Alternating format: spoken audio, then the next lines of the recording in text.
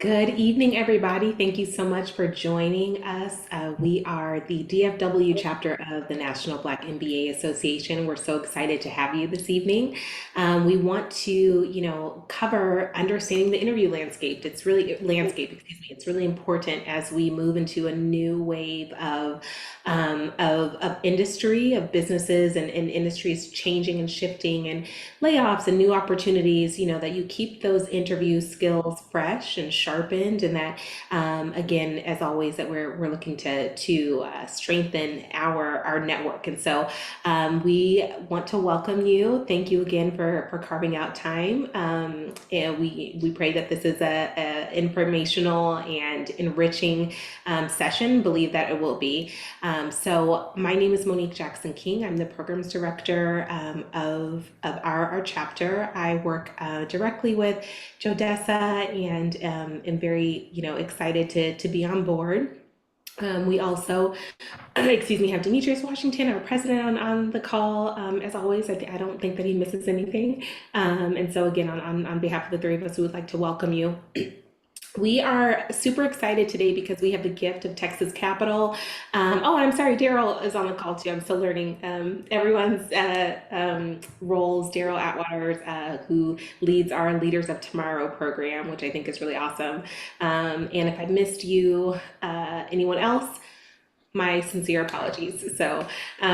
But we are fortunate enough to partner with Texas Capital and to have a few people on the call from Texas Capital today who are going to walk us through our program. So firstly, I'd like to introduce Shannon Woods.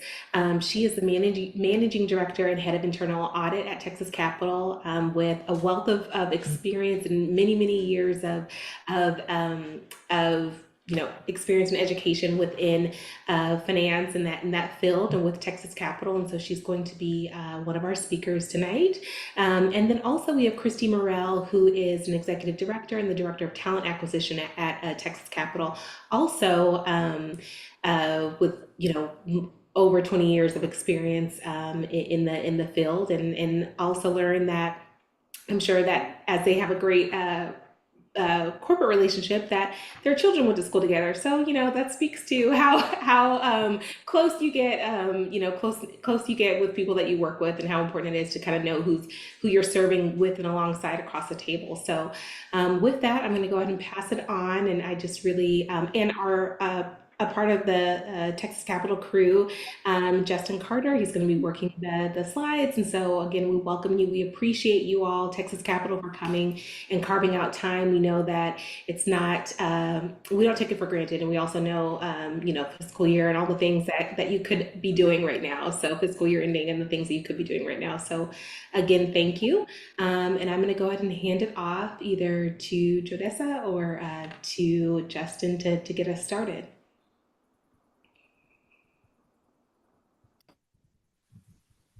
Awesome. Thank you so much, Monique and Jodessa and the National Black MBA DFW. Really excited to be here today. I'm going to share my screen and transition it over to Christy and Shannon. Thank you, everyone. We are really appreciative of the opportunity to talk to you tonight. I know this is a huge passion of mine. I've been in the talent acquisition field for over 25 years and really want to make this as beneficial to you as a job seeker as it possibly can. So please don't feel shy and pipe in with questions. Justin will be monitoring the chat for questions. And as we get into it, we really wanted to provide you an opportunity to look at it from the entire landscape, both from the before you get the interview all the way through what we look at on the HR side. A lot of times your resume goes into a recruiter bucket or a recruiter screen before it ever gets to the Shannon side. So there's typically some tips and tricks that can help you get through our process so that you can get to the hiring manager and talk to the nuts and bolts of your experience and put yourself in the best situation to be successful in your job interview. Really overview, we want to be able to prepare you for the job you want. We want to make sure to keep in mind that as you're looking at job opportunities, you are interviewing the company just like companies are interviewing you. So there's some pre-work that might go into it to make sure that the role in the company is something that you want to do. So we'll talk through some strategies there. Talk through LinkedIn. I think that's certainly an area that has grown in popularity and really is the premier area for networking. There's a lot of specialty sites and things that you can look at, but LinkedIn is a tried and true area to be able to connect with people from a professional standpoint. And then, like I mentioned, tips from me as a recruiter of what we look at on your resumes initially, some tactical tips and tricks to help your resume get into the system faster. There's things that I think as a job seeker, you don't always realize about the technology that HR uses to intake resumes that can really help your resume stand out, or at least your application get in front of the right people.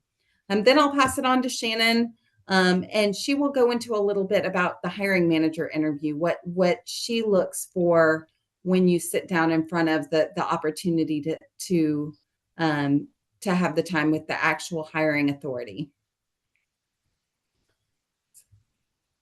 So again, preparing for the job you want. Okay, so the places to look. One thing that we didn't put on here, but definitely look at associations that you're involved in, and obviously you're involved in the National Black MBA Association, which is a great association to have networking.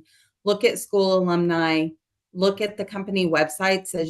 When I was job seeking, I would drive around just taking my kids places and look at the names of buildings on companies and jot them down to look at their website, because sometimes they post things on their career page and for one reason or another, it's not sent out to the job posting sites.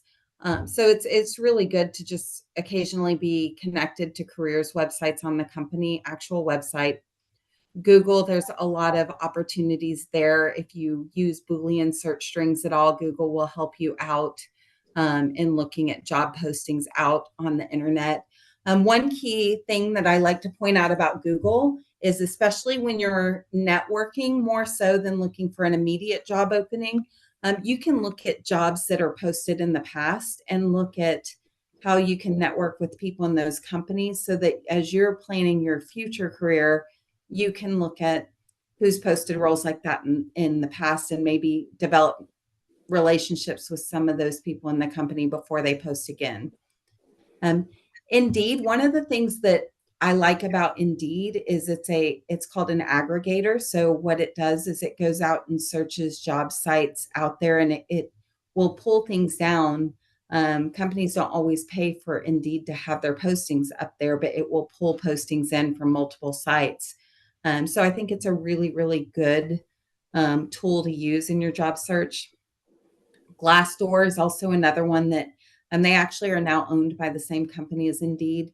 The thing about Glassdoor is keep in mind that it is a anonymous site to post reviews. So just because a company may have bad reviews, look at the things that they may have gone for, if they've been through a transformative state, if there's something that don't discount a company based on that, make your own decisions. But I think it's definitely a great place to look and see. They have interview tips and tricks and things like that out there that are specific to the company.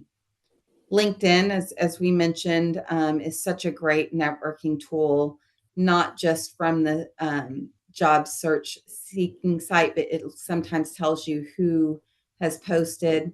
We'll go into some of the research you can do on the actual company on LinkedIn on the next slide, but we definitely want to remember that. Local and national news. I know there's a lot of job fairs that are posted there. They will also post just company information. I like to look at stock prices and see if there's any of those companies in the area that has a stock price that seems to be on the rise or something like that, that you can look up and see if they have any openings. Then obviously social media, always let your close connections know what you're looking for. And as you look for opportunities, that network can really help you out. I always think of people in my network whenever I hear there's an opening here at the bank and at, other firms, or when I get called for recruiting opportunities.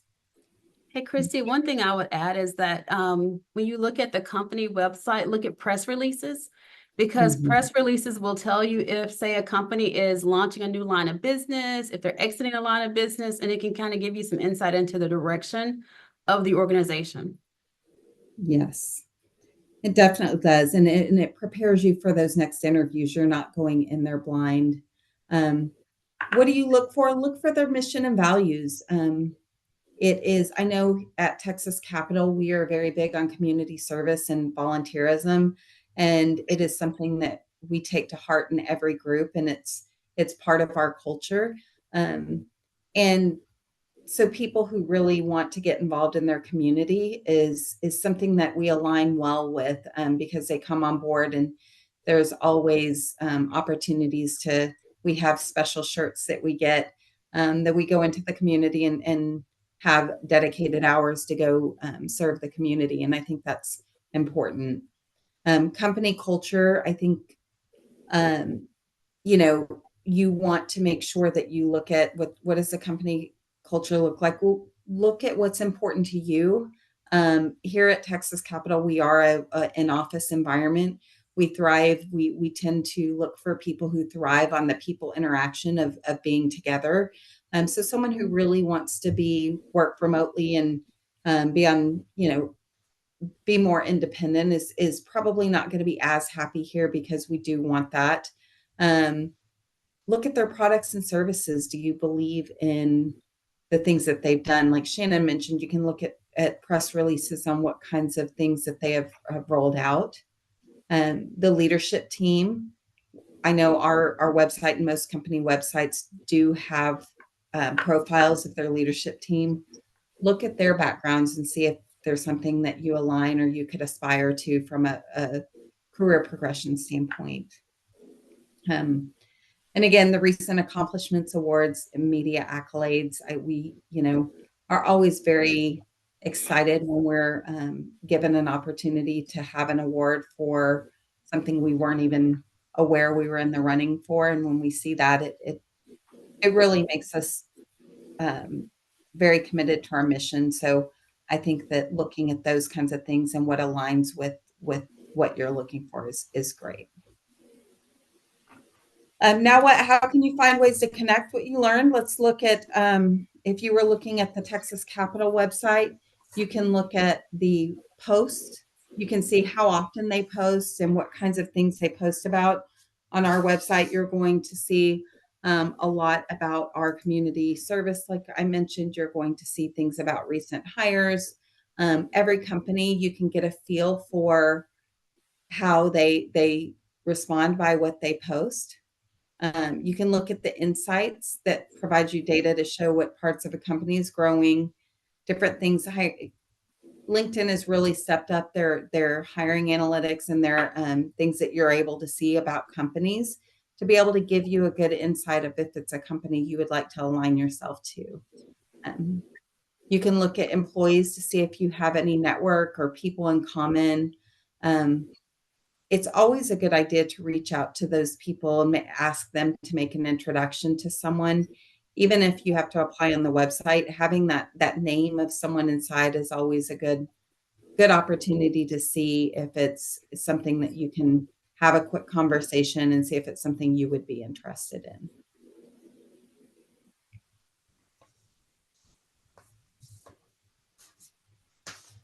The next part, just before you submit your resume, we want to give some tips on some things that are really important for you to look at on your resume before. And I think Shannon will probably pipe in here, because this is really impactful to a hiring manager when they see, if you look at resume 1 versus resume 2 and the impact that adding metrics and numbers and things like that in it. In recruiting, I call it made, saved, and achieved. You want to look at what you've made, what you've saved, or what you've achieved in the company, and use numbers wherever possible, so that whoever is viewing your resume can really gauge the impact that your work had on the organization. Another thing I do want to say is typically when you're uploading or submitting a resume to to an online job board database, it's parsing it. So while there's a lot of resumes out there that look really pretty if you were to email them directly on PDF, there is, they don't always go into the system very well.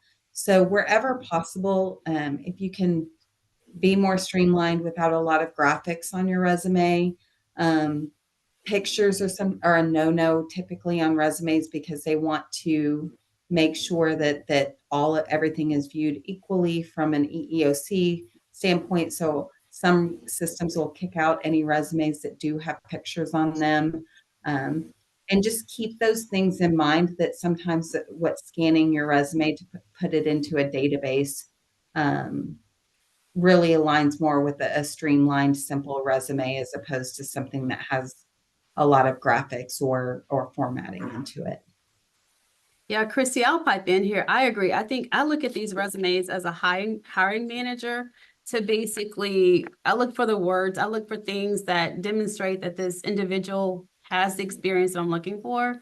Any opportunity to highlight any accomplishments that you have, quantifying it is fabulous, and making sure that it's in a format that you provide numbers and percentages where a lay person can pick it up, even if you're switching, especially if you're switching like from one career to another or from one industry to another. So say, for instance, I'm in financial services, things that are applicable for the medical industry, I may not know, but if you can kind of quantify that for me where I can understand it, that points it out. And then leadership, like pointing out where you took the lead in certain projects. If you built anything, data analytics is a huge thing these days. If you built a tool for your company, for your team, putting that out there and then showing how the team and the company benefited from that really stands out. Absolutely. And I think that's on both sides. So you can make a double impact because there's typically a screening process on the HR side, and then the hiring manager decides who they want to bring in for those next steps.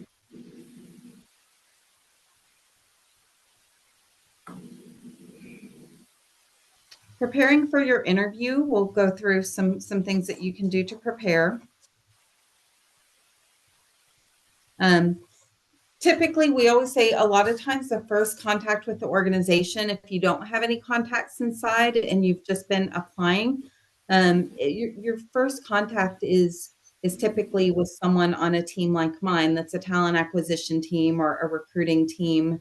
And really what we are looking for is we're looking for, do you meet the minimum qualifications? So things to look for in a job description are things that say required versus desired. If something says required, then sometimes, again, it depends on the company you're applying to, but sometimes they're not able to look at resumes if they don't have the skills that they list as required. If they say desired, typically it will rank the candidates in a way that the people with more of the desired skills show up at higher in the level as far as reviewing status. So again, it goes back to looking over the job description, customizing your resume, and making sure that if you have the skill set that you're highlighting that in your resume. When you talk to a recruiter, I joke with people and I say, we're kind of your tour guide through the process. Don't be afraid to ask questions. We really are here to help you get through the process and answer questions that about the company, the culture. Pay should typically be addressed at the recruiter level. Things about benefits, HR. We want to leave your time with the hiring manager to really dig into the skill set of the job. So I always tell candidates that I'm working with that if there's anything that they are questioning, ask me first. And I can always say, that's a great question for the hiring manager if I don't know, or that's a fantastic question, I'm going to answer it, but I think you should bring that up in your interview as well, because it shows the interest you've taken in Texas Capital or the interest you've taken in the job that you've applied for. So it's really important to know that, we're here to help, and we want the candidates that we work with to get the job, just as much. We want to fill our positions with the best candidate and the right candidate, and want to help you do whatever you can, especially if you get to that phone screen. We really want to help that piece. There may be some behavioral interviews, and this is really to indicate how you have handled a situation in the past to help determine how you'll handle future positions. They typically are things like, tell me about a time you've done this. What happened and what were the results? And what we're looking for there, it depends on the culture. If you're going into a culture that's had a lot of change, we may ask about, tell me about a big change you've gone through in your organization. What was it and how did you handle it?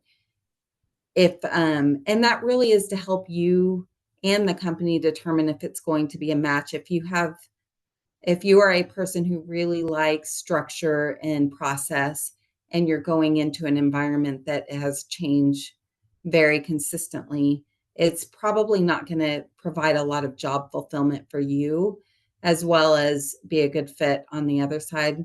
Whereas same thing, if you don't like structure, if you really want to be someone who is consistently problem solving, I joke and I say I thrive on chaos at times, but it really is an environment that I personally thrive in, where things are thrown at me and I'm very, very fast paced. But those are what those questions are there for. So think through and make sure you're evaluating what really feeds your soul, if you will, as it relates to your contentment at work and being fulfilled. There will be technical skills that are focused, that are technical skills needed to do the job. And when I say technical, sometimes that means computer, sometimes that just means ability to solve problems or ability to handle multiple things. So technical skills don't always mean a software or computer program, but there are groups or companies that you do have to take an assessment or a case study or describe a concept. I think it's common in some companies, and as long as that we are consistent in our practices, we have a couple groups that we do assessments for, because it's critical for the success on the job. We put on here, never leave an interview without asking 2 to 3 insightful questions. This is really for you to interview us. We really want you to ask the things that you know, to know if this is going to be a place that you're successful in. You can get those when you are researching the interviewers. You can always ask why they, have chosen the career path, or why they stay at the company that they're at. You can ask different things about projects, whatever is really interesting to you, especially as you have taken notes during the interview. Those are things that you can draw from to ask 2 to 3 insightful questions. And most interviews will ask, do you have any questions for me? And we typically do want you to ask at least 1 or 2 questions. Yeah, Chrissy, I'll add here, this is like a big piece for me as a hiring manager. The quality of the questions really takes me a pretty far away as it relates to hiring a particular person. I always say that there are no dumb questions, but there are smarter ones. And so it is important that, you do your research, you ask a question that's really insightful, that really does allow you to connect with the interviewer. And a lot of times, people may ask about, volunteer work, because people normally have passions as it relates to what they care about in their personal time. So that's a way to start out the conversation and get into some more in-depth things. But the quality of the questions, that cannot be overstated. Excellent. Preparing for the interview, I mentioned, so when you get an invite, they'll typically include the name of the interviewer. If not, again, ask your recruiter, who will I be meeting with? Can you send me their LinkedIn profile? I always try to prepare the candidates as much as possible so that they really can focus their time on their prep for the interview. Always look at them on LinkedIn, look at their work history. Do they have something in common with you? Is there something that you can see from your past? Did you go to the same school together, or something that's an icebreaker? I think the more conversational an interview can be, the easier it is to get into your skills without it feeling intimidating, if you will. And it's on our side as well. I want something to be conversational because I really want to learn about a candidate's skill set and how it matches to the role. So the more we can connect, and to Shannon's point that she just said, the more you can have those connections, the easier it is to have a deep conversation about how your skill set would be successful in the role. Christy, On the right hand. we did have Go a ahead. question. We had a question Yes. about, is it good to have a summary on the resume? So I think it is. The thing about summaries, I don't like objectives, and typically managers don't like objectives, because typically if you're applying for a role, your objective is to get that role. Summaries are good if you're customizing them to the job. I think it's a good best practice to have it. The thing you have to be careful about is resumes are not a one and done. I would not submit the same resume to every position you're applying for, because unless you're only applying, like in Shannon's world, if someone's applying to internal audit, likely their resumes are going to reflect an internal audit background. But if someone came from a risk and compliance background and really wanted to make that switch into internal audit, I would expect that they highlighted the skills that were interacting with the audit team or any of the projects they worked on that were on audit if they're applying to an audit role. So I think summaries should be customized to the particular role that you're applying for.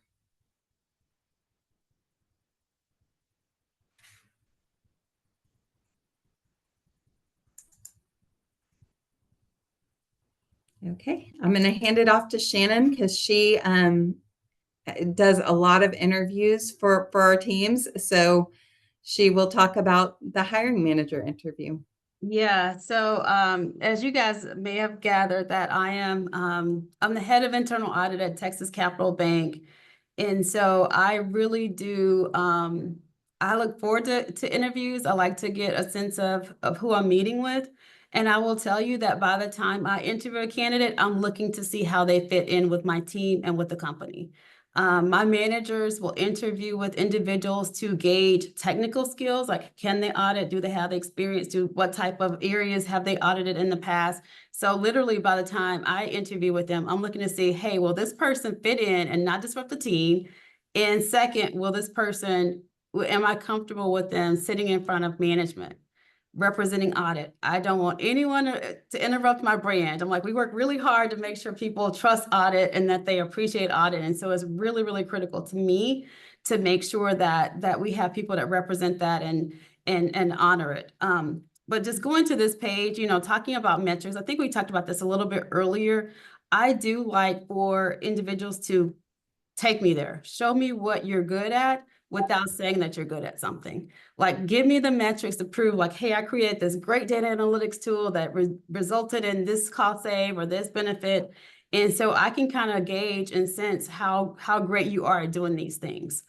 Call out any leadership opportunities that you have here. If you basically led a team, a special project that was critical to your organization, and what did the organization gain from that? And how did you grow from that? Those are really good things to put in your resume, but also you expound upon those when we have the interview. It's really critical that you know that you're good at the things that you're good at, and that you basically point those things out without saying that you're good. It's a delicate line across to ensure that you're not coming across the wrong way, but you really do have to highlight where you stand out, because again, we get so many resumes that come through with people with experience and those that are not in our field, but want to make that transition. And we do not say no to people who want to make the transition, because there are skill sets in any role that you may have, but it's just really highlighting that. And so, when we think about this, think about what you did, what you're solving for, and what the result was. And we talk about that, like quantifying it with percentages, with numbers, and the benefit to the team or the organization. So we have a question, a question related to, and this is for you, Christy. How many pages is ideal for a resume? I get this question quite a bit. So it's funny. I'll show my age here a little bit. I've heard a lot in my career that people should not have more than a one-page resume, and that actually comes from the days of fax machines. Because when I started recruiting, we didn't have computers, and every resume came through via fax machine, and so they didn't want resumes to be longer than one page because the second page would potentially get cut off, or you would not get the experience there. So we would advertise in the newspaper and have a fax number on there. So thankfully, we do not use fax machines anymore for resumes.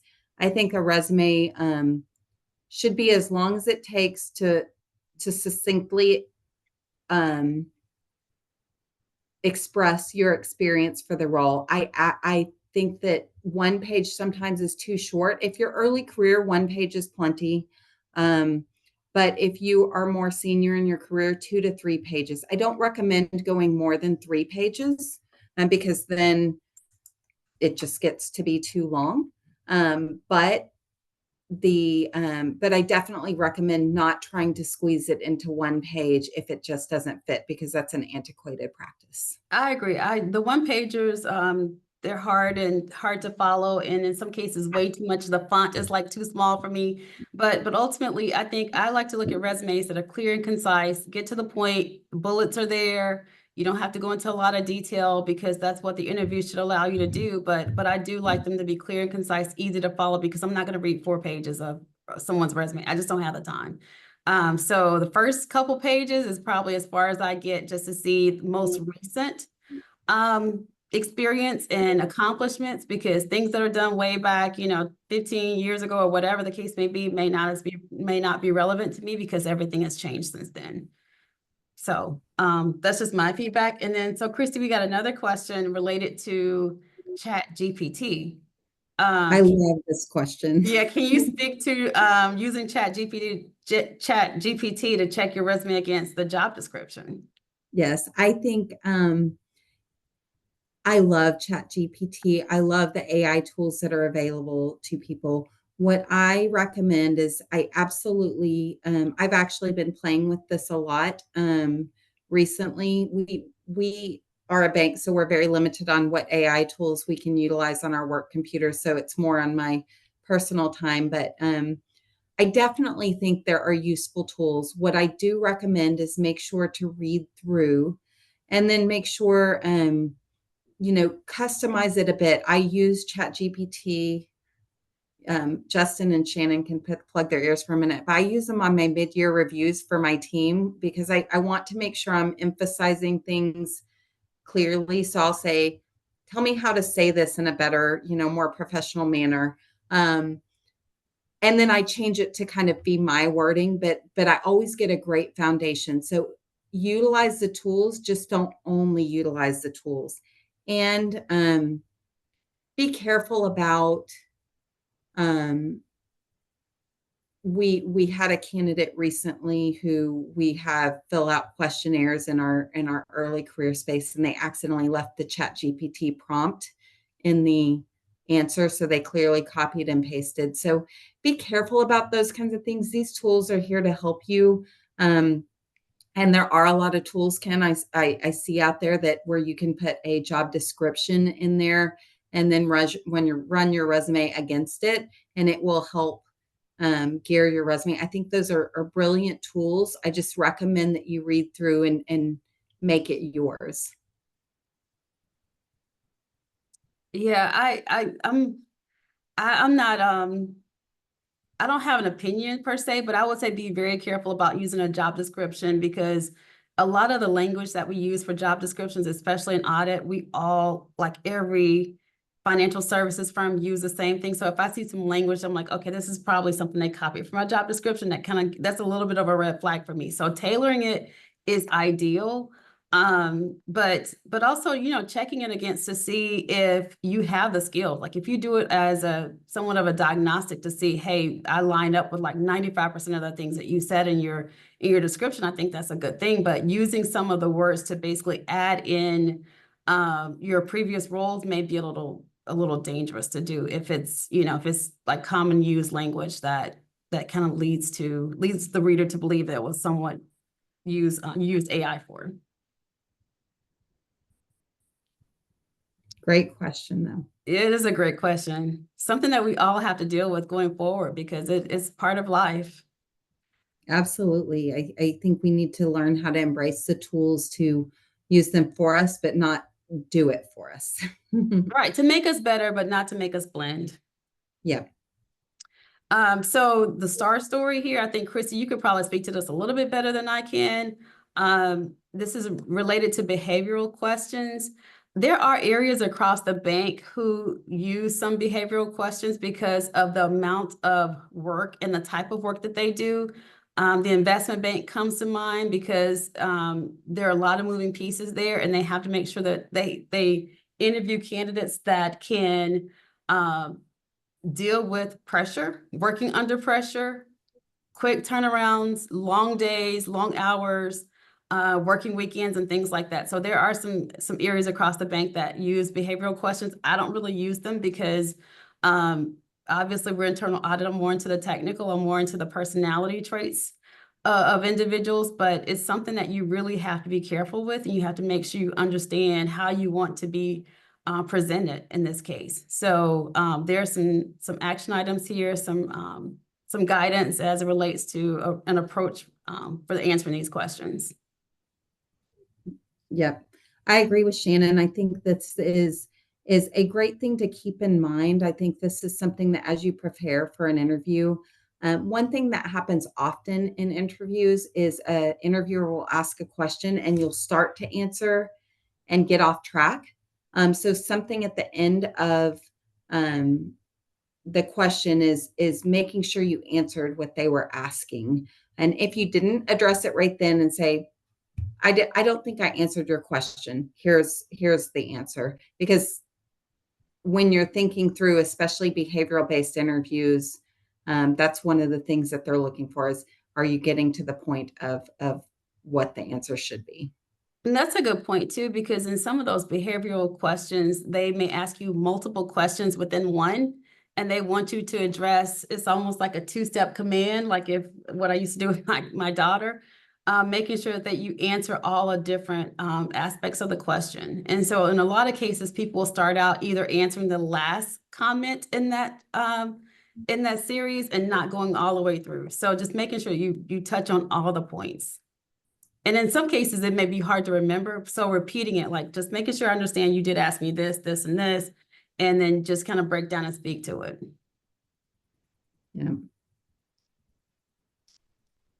So there was a question about LinkedIn Premium. Christy? Okay. Yep, I see that. So Ken, I think if you're getting it for free, I definitely think it's worth using. I think that it gives you a little bit more access than traditional, LinkedIn users would have as far as who's viewing your profile. I have been impressed at times with a candidate when I'm searching on LinkedIn who noticed I viewed their profile, but I didn't reach out, and they'll send me a note and saying, "Hi, Christy, I noticed you viewed my profile and you're in talent acquisition at Texas Capital. I'm happen to be in the job market or open to positions that are XYZ." That really impresses me. And I think you can only get that service with LinkedIn Premium. I think if it depends on where you are in your job search, and it depends on where you are in your financial situation. If it's something you have to sacrifice for, I think that you can do all the work without having LinkedIn Premium. But I do think it makes the tools easier to have. I think the next question is related to some of the other changes we've seen in the interview landscape over the last few years for those who have not interviewed in a while. I think that in general, it is it's market conditions. I think 2 years ago or a year and a half ago, we were very much in a market where there were way more job postings than there were candidates. So you can read your LinkedIn feed to see, unfortunately, it's changed right now where there is a high level of applicants for almost every role that's posted. So I think that that's going to shift back and forth based on the economic conditions in the job market. I think in those times, it's more important to slow down and not apply to as many. There are times if someone applies to multiple roles within an organization, the name becomes known because they apply to things they're not necessarily qualified for just to get their name in front of someone. And then it almost does the opposite effect and makes their application watered down because their name is seen so many times. I think one of the things that I've learned throughout my career is when things are great, like they were a year and a half ago for job seekers, and you get a lot of conversations or pings from talent acquisition people, build the relationships then. It will be much easier to call than in a down market in relationships that you've already developed. We can have all the AI tools in the world. We can have all the resume builders and all that, but at the end of the day, we're people. And I think that human connection is really important through the whole job process. Yeah, I would say for me, I think you're right, Christy, when it relates to the market. A couple of years ago, we rushed to get interviewers in. Like it was a fast pace to get people in so we can make offers as quickly as possible because a lot of our candidates were feeling multiple offers and we wanted to get in front of them as soon as possible and to basically impress upon them to accept our offer. Right now, that has slowed down. And I would say, even if you did not get an offer for any particular company, but you like that company, you like the people you interviewed with, continue the relationship because things pop up all the time. There are always job openings. So every opportunity you can get in front of someone, especially if you have an interview and maybe you're just not the candidate at that time, but you may be the candidate at a later date. Keep the relationship going, keep the conversation going, follow those individuals on LinkedIn, comment on their stories, comment on their on the things that they post out there and just let them know like, hey, this is a great company. I haven't forgotten about the company. I really do want to be a part of it at some time whenever the time is right. And in some cases, I've had situations where I wasn't able to hire a great candidate because, they just didn't have maybe couple of experiences that I needed. And I referred them to other areas across the bank, risk management. I actually had an individual where I said, he doesn't have the experience that I need, but I think he's a great candidate. And the risk manager group hired him. And so it's like things like that. So even a disappointment, not getting an offer is not necessarily a no forever. Absolutely. I think it's really important. My team is pretty lean right now because just because of market conditions, but I have coffee with recruiters on a regular basis to make sure I stay in touch and I continue to build those relationships so that when we do have an opening, I can reach out to the network quickly. Daryl, I do see your question about how accurate is the job matching percentage on LinkedIn for a job posting. I think it's getting better. Originally, when they started the job matching percentage, it was all based around keywords. I will say the AI tools in there still don't replace looking at things yourself. My background, the first 20 years before I came to Texas Capital, was all in technology recruiting. And so I get a lot of job matches for head of technology that is not me. I'm not quite that technical. And so I think that it's getting better, but it's still not there yet.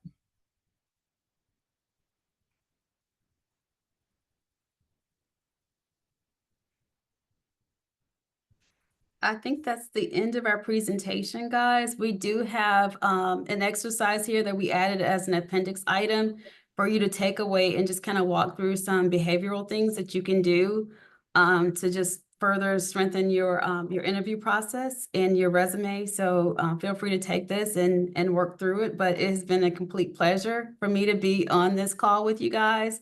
I love, interacting in this environment. And if there's anything I can do, feel free to reach out to me on LinkedIn and make that connection. Same, exactly. I would love to connect with any of you on LinkedIn and just be a resource. If you have questions, anything like that, I am always here to give back and help people through this process.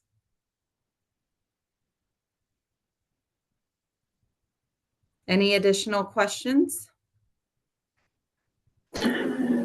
Yeah, just curious, Shannon, I know you have some open roles on your team right now. If you could kind of use a few minutes to talk a little bit about that, I think that'd be great. That would be great, Justin. Thank you for helping me fill my open positions. Yeah, so internal audit, we do have 7 open roles right now for internal audit manager and senior auditor. We also have an IT senior position, IT senior auditor. One thing I'll tell you just about the internal audit area right now, the industry, is there's a shortage of auditors. There's a shortage of accountants. A lot of the students that are going to school right now, they're majoring in other things besides accounting and finance. They're looking at engineering and other things. And so there is a shortage of talent. So there are opportunities in the accounting and in the auditing space. And so I know that there are other groups across the entire spectrum, like other organizations. I'm part of multiple chief audit executive roundtables, and that's the thing that people talk about is like the shortage of talent. So even if my roles may not be something you're looking for, there may be other connections that I can make for you for other audit roles in other industries. But please go out to Texas Capital Bank. We have a lot of open roles, not just within audit. Christy can probably talk about our STARS program for early career individuals, but there are a lot of opportunities here in IT, in various other areas across the bank. So please give us a look. We have a lot of exciting things going on here. Absolutely. Our STARS program it stands for Strengthening Talent for Accelerated Results. And it is for our early career program. So it's typically meant for those who want to enter a commercial banking career. And it's a really exciting program that gives you exposure to all of our most senior executives. Shannon is a member of our operating committee, which means all of our direct reports to our CEO have a highly involved piece of the STARS to present their organization.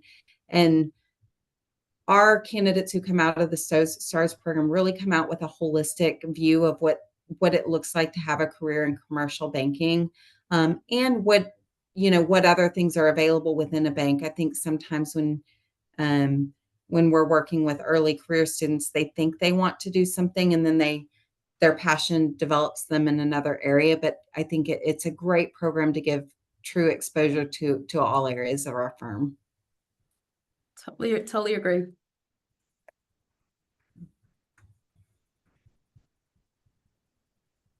Awesome. Thank you guys so much. Thank you, Christy. Thank you, Shannon. Thank you, Justin, for joining us, for sharing with us. We are really grateful. And all of this information will definitely help us when we are in the job market, interviewing, applying, and hopefully applying to some of those open positions that you mentioned. And so we will be sharing this recording so if you guys forget anything and you want to watch it again, that will be shared through our channels, and we will also be sharing some of the job postings that were mentioned. So thank you again, and I hope you have a great rest of your evening. Thank you all. Thank you very much. It's a pleasure. Thank you.